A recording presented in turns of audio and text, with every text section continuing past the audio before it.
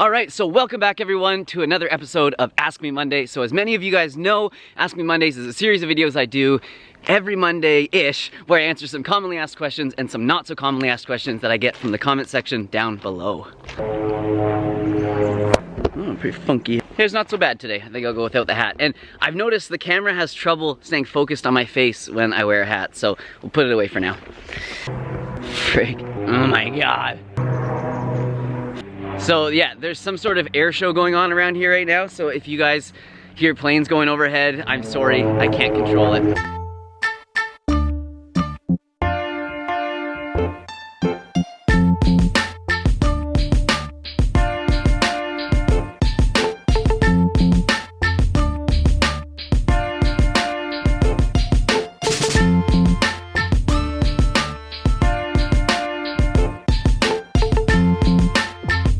So for you guys that have been with me, words, rubber baby buggy bumper, rubber baby green chlorophyll on the tree leaves. So as many of you guys know that have been with me for a while, my content always drags on. I'm always like, this is gonna be just a quick video, and it ends up being like 15 minutes. So today I'm gonna do my best and keep this one around 10 to 12 minutes. We'll see how it goes. But I actually forgot extra batteries for my camera here, so I am limited by the battery life, and I don't even think this battery was fully charged, so all right, better get answering them. And I'm sorry if I do have problems with the focus here. This Canon G7X Mark II has been through a lot with me, and I think it might be time to get a new camera. If you guys know of an awesome vlogging camera that's any better than the G7X Mark II, that's simple, doesn't have any huge lenses, and isn't heavy and that sort of stuff, definitely let me know in the comment section down below, because I will be looking for a new one soon. So today I'm answering the questions in the forest underneath Little Mountain. You guys know that's one of my favorite spots in town. It's this kind of like mountain that sticks up in the middle of town, and I'm always up there filming. However, today we're kind of below it, and it's just up there. I'm sure you guys will see it in... That was a bug right in my mouth. I'm sure you guys will see it in the drone footage.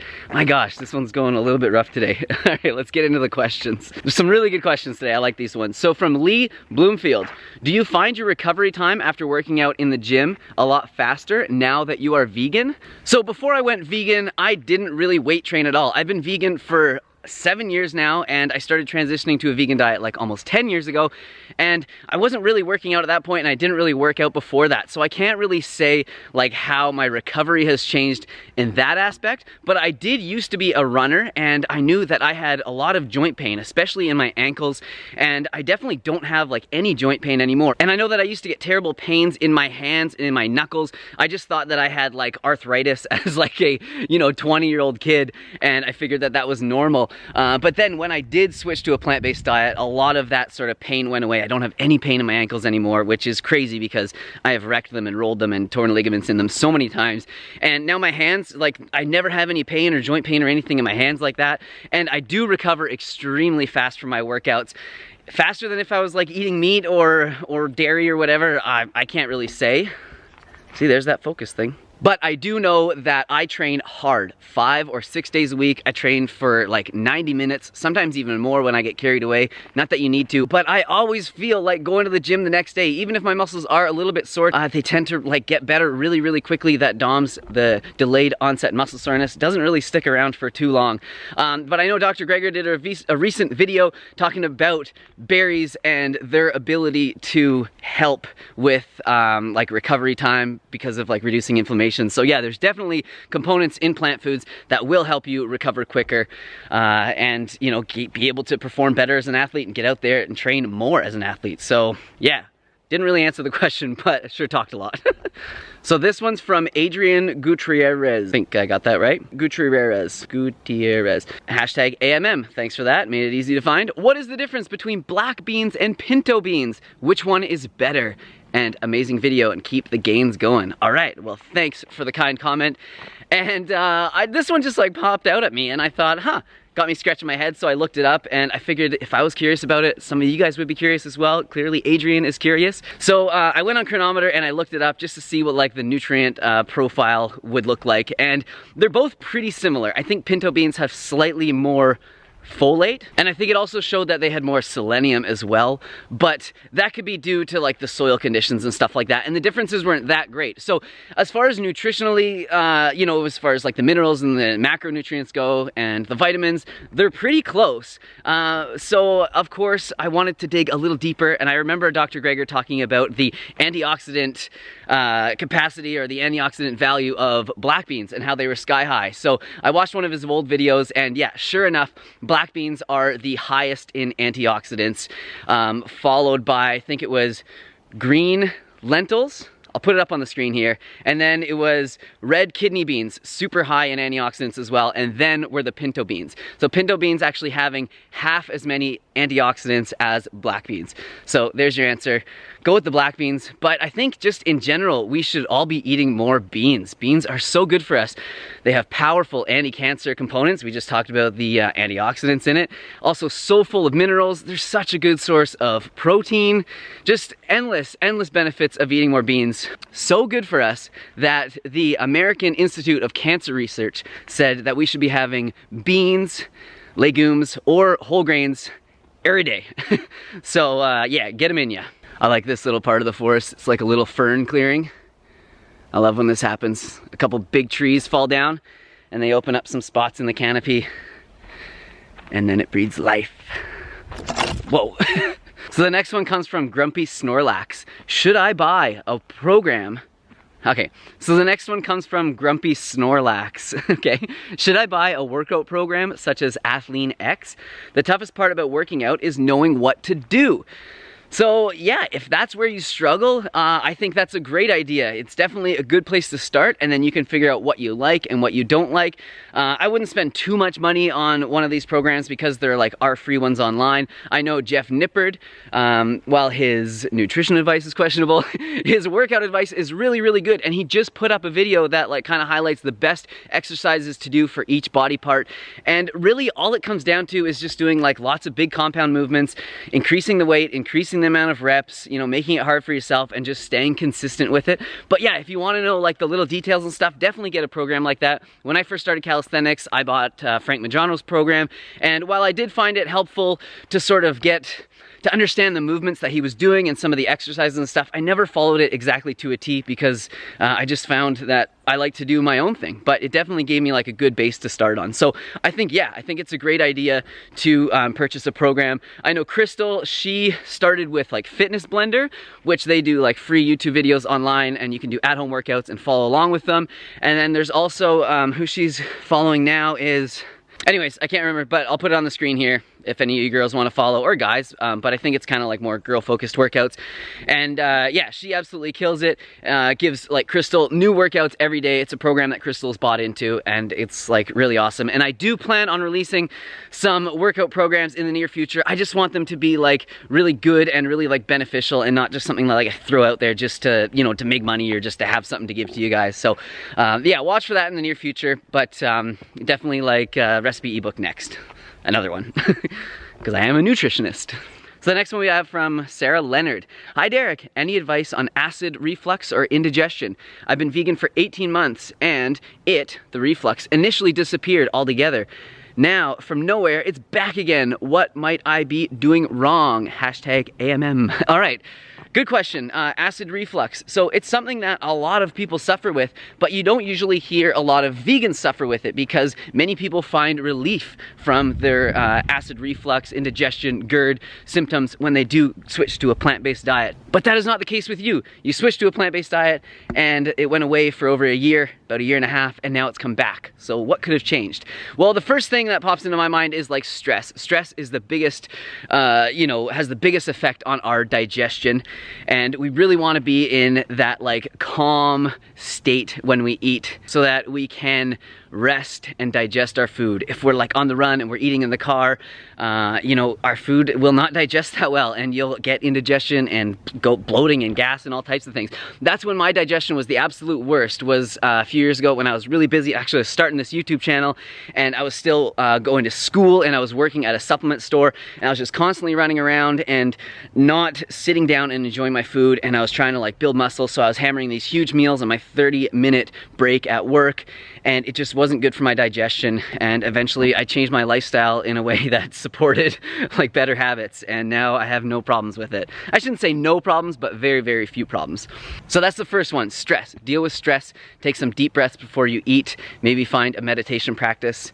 Derek, take your own advice. And then another factor that could be contributing to your acid reflux is a lot of fats. So a lot of fats in the diet have a tendency to relax that sphincter that closes when we eat food, that keeps the acid down. Definitely get rid of the oils, get rid of like foods that have been fried. 100% get rid of those. So Dr. Greger talks about it in one of his videos, and I'll put a clip of it in here to explain it a little bit better. I feel like I'm always paraphrasing Dr. Greger in these videos, but he just does the best research, and I don't have time to be like reading all the studies or the know-how, because it's really hard to decipher, good studies from bad studies, and he does that, and he puts all the information out on nutritionfacts.org. So let's see what he has to say about fat and indigestion. In general, high fat intake is associated with increased risk, whereas high fiber foods appear to be protective. The reasons fat intake may be associated with Gerd symptoms and erosive esophagitis is because studies on volunteers have shown that when we eat fatty foods, the sphincter at the top of the stomach that's supposed to keep the food down and the acid down is relaxed in the presence of fat, and so more acid can creep up into the esophagus. All right, so thanks for that, Dr. Greger. Another factor could be low stomach acid. So this was talked a lot in my schooling by my professors who are like naturopath doctors and other healthcare professionals, and a lot of them said one of the main causes they see for acid reflux or GERD is low stomach acid. And I know that seems counterintuitive to so many people, but what happens is when your stomach acid is high enough, like after you eat a meal, it sends signals to the pyloric sphincter to close and to keep that food down. And when stomach acid isn't high enough, then it doesn't send that signal, it won't close, and then it can creep up, especially if you like lie down or you're running or doing anything active after you eat. And the acid in your stomach is still strong enough to like burn and give you heartburn and like taste terrible if you happen to burp it up, but not strong enough to keep the valve closed, right? So a lot of people, they'll take like proton pump inhibitors, and that is a terrible, terrible idea. What that does is it absolutely neutralizes the stomach acid, and that can cause a whole host of problems. So while you won't feel any stomach acid like coming up because it's virtually been neutralized, it does open the door to like pathogens, because that is one of our first lines of defense is our stomach acid.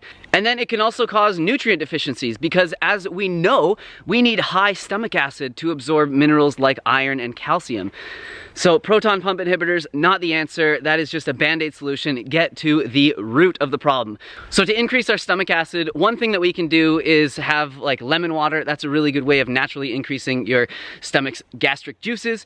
But another way is to have bitter greens before your dinner. And there's products out there called digestive bitters that you can purchase. So digestive bitters are basically a solution, often in alcohol, but it doesn't have to be an alcohol, of like really bitter greens that will start the stomach acids and, help you digest food, help you create more stomach acid, and close that pyloric sphincter so you don't get the heartburn. You could also like try chewing some really bitter herbs before your meal. Something like arugula is a really bitter one, watercress, those types of things. But the digestive bitters are so bitter that you could never duplicate that just by, chewing on some arugula.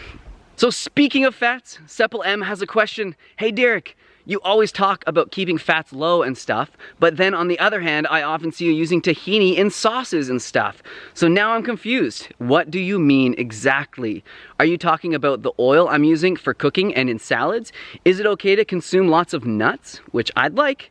How much fat is low? Your channel is awesome. Greetings from Germany. All right. So thank you so much for the question, and greetings from Canada.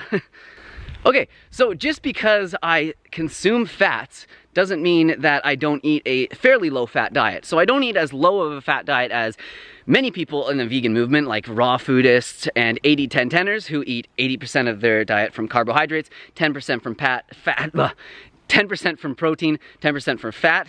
I definitely don't have that macronutrient split. But which way do I go here? But when you look at the general population, a lot of people are getting like 30–40% of their calories from fat, and I'm definitely somewhere in between there. So I am talking about oils when I'm saying like I keep my fats low. I don't eat any oils, and I know a lot of us have like a strong attachment to oil, and we think it is like the be-all and end-all of health foods. Oh, olive oil, it's like Mediterranean diet, it's what made them live so long. Well, you know, there's many foods that we could be eating that have better health benefits, that are a much better source of calories, that come with many more nutrients than just oil. Oil is just like 100% fat. Sure, it'll have some components that might be helpful, but if you look at both oils and sugars, they are like the worst sources of nutrients per calorie. It's like there's no worse source in the world than sugar and oil. So let's just be eating like healthier foods. So as far as like how much fat I usually eat, when I look at like the nutrient analysis that I've done on the past what I eat in a day videos, I generally get around 50 to 60 grams, and that usually works out to being about 20% of my total calories. So that should give you an idea. I don't totally like shy away from fats. I don't avoid them, but I definitely like keep them low. But should you eat that way? I don't know. You'll have to figure out what works best for you. Definitely if you're suffering acid reflux or Gerd, I would try and keep the fats to a minimum. Also, if you're trying to lose weight, I would try and keep the fats to a minimum, and for sure, the non-fiber-bound, non-whole food fat sources definitely keep to a minimum. Nuts and seeds, definitely eat lots of nuts and seeds. They're great for us. So some of my main fat sources: avocado, hemp seeds, flax seeds, chia seeds, like walnuts, almonds, cashews. Pumpkin seeds are really good. Sunflower seeds are also awesome. And then a little bit of like flaked coconut on my smoothie bowls. But I think that's about it. What the heck, look at this. This is like a lobster mushroom, I think. There's a bunch of them here, and somebody obviously like kicked them all out of the ground, which is too bad. You definitely don't want to do that. If you do take mushrooms, cut them off like right there so the rest of it can live. So I'm definitely no like wild edible mushroom expert, so I'm definitely not gonna pick these, but it does look like a lobster mushroom. Anybody knows, let me know in the comments down below. Here's some growing.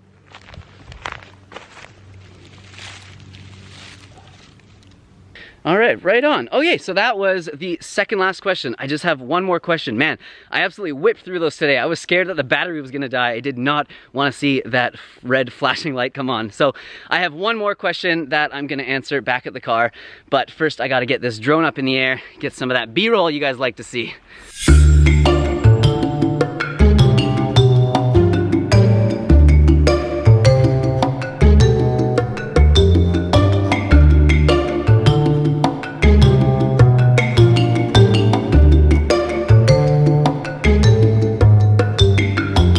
So, last question of the day, and this wasn't a topic I was going to talk about or bring up, but a lot of you guys have had questions about this new member of our family right there. So it's not the only person to wonder about this, but the question comes from Daniel Klein.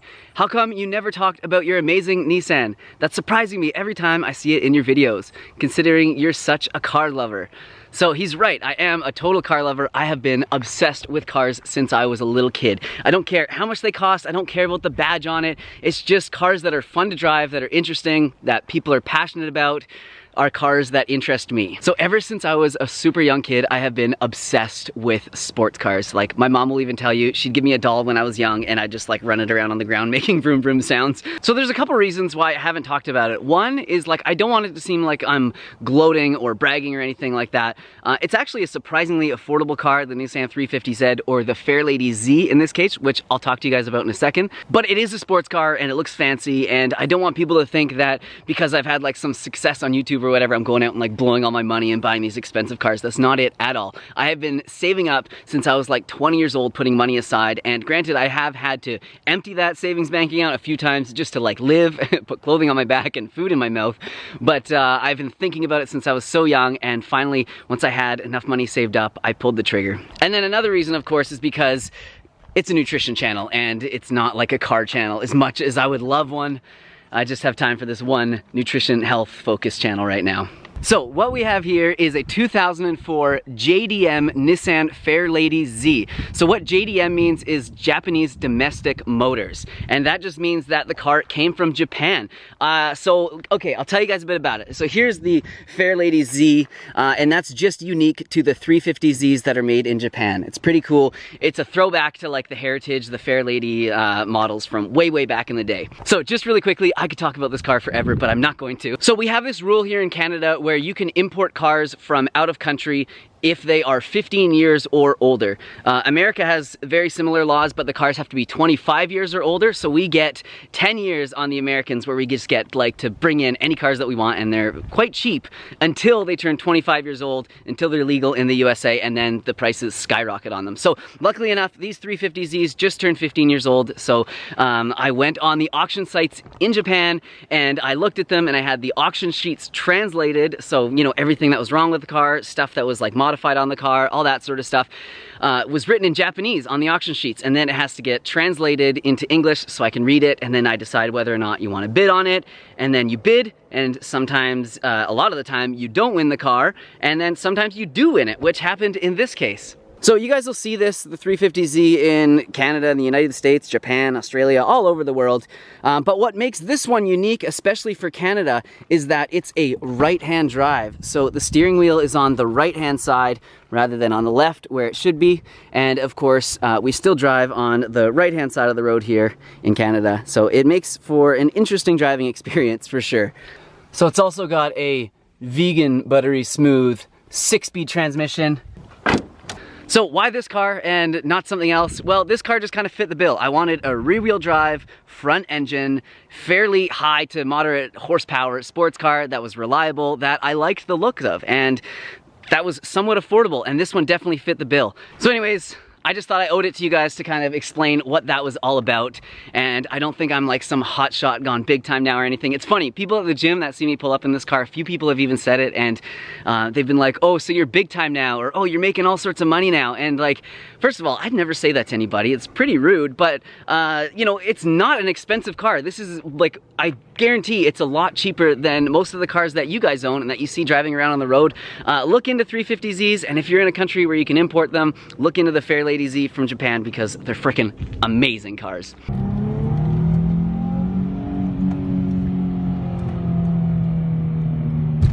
So, I hope I haven't upset any of you guys. I wish I could say that I bought a new smart car or some electric car or a Tesla or something like that, but hey, we all have our things. I do a lot of good things for the environment, and you know, in this life we have to have fun and we have to reward ourselves, so this is how I've done that, and oh my gosh, is this car fun. Oops. So a couple of problems though with driving on the wrong side. I often open this passenger side door to get in, and then I realize that's not where the steering wheel is, so I have to pretend like I'm just looking for something in that side of the car, and then I get out and go around. And also the turn signals are reversed, so usually it's on this side and you just turn signal there, but in this car it's on the other side, so like when it's all hectic and I'm in traffic, I often like turn the windshield wipers on instead of the turn signal. Stuff gets crazy. Anyways, enough about the cars. So anyways, I think that's it for this Ask Me Monday. Actually, I know that's it for this Ask Me Monday.